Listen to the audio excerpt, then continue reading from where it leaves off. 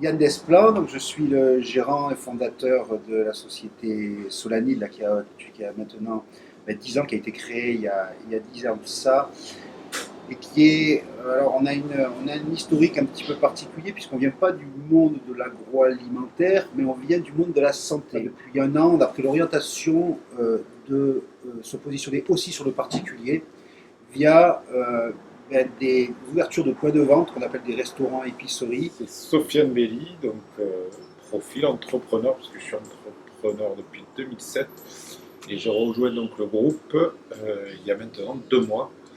Donc, et Yann vous expliquait très bien le côté santé qui était leur pôle et leur activité principale. Et bien, moi, je viens pour les suppléer sur le côté commercial.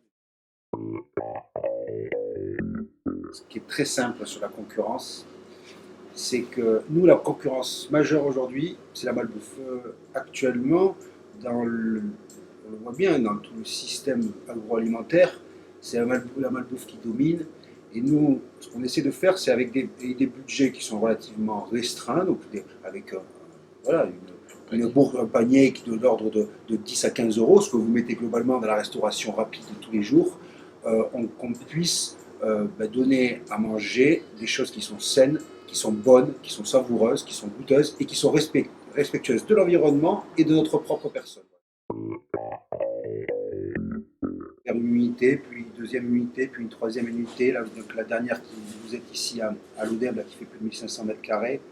Une étape de pilote, hein, avec ce premier restaurant épicerie qu'on a réalisé à l'Odeb et qui est un réel succès, à un moment où on se structure, où on modélise le concept pour pouvoir ensuite le dupliquer. Les deux autres points de vente qui sont internes aussi au groupe pour le moment, donc pas sous un format de franchise ou de concession, pour bien apprendre et internaliser les modèles de gestion, de structuration. Et on va avoir maintenant besoin d'un accompagnement, que ce soit un accompagnement juridique, du conseil aussi en stratégie de développement, de stratégie de marketing, pour pouvoir ensuite accompagner ce modèle qui soit mature et après le dupliquer.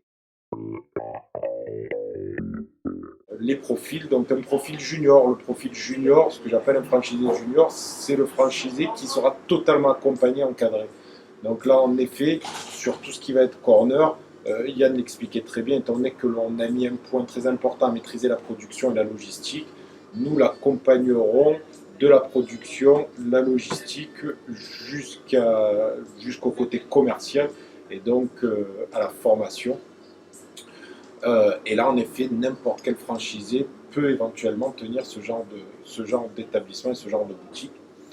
Et ensuite, il y a ce qu'on appelle le franchisé senior. Le franchisé senior qui, lui, doit avoir un profil entrepreneur un petit peu plus poussé.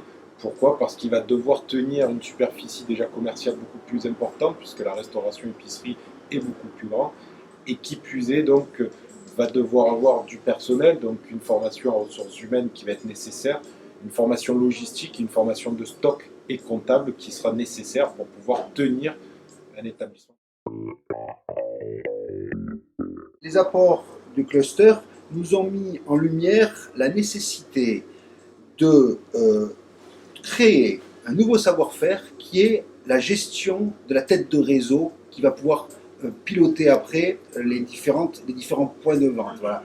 Et ça, c'est vrai que moi, je n'avais pas pris conscience que non seulement il y a le métier, le savoir-faire initial de l'entreprise, mais ensuite il y a le savoir-faire de la gestion et que les franchisés qui sont des entrepreneurs eux-mêmes, donc il n'y a pas de lien hiérarchique, c'est un lien d'entrepreneur à entrepreneur, et que ces gens-là, il faut leur trouver les moteurs de croissance, il faut leur donner les outils, mais c'est eux-mêmes les entrepreneurs. Et donc ce mode de relationnel qui s'établit, ça ne s'invente pas, ça s'apprend, et ça s'apprend aussi avec des expériences d'autres. Voilà, et c'est heureusement qu'on a pris connaissance de ce nouveau défi, parce que on doit mettre en place maintenant toutes les ressources humaines, financières, pour accompagner justement la modélisation et le métier de franchiseur en quelque sorte, donc de tête de réseau.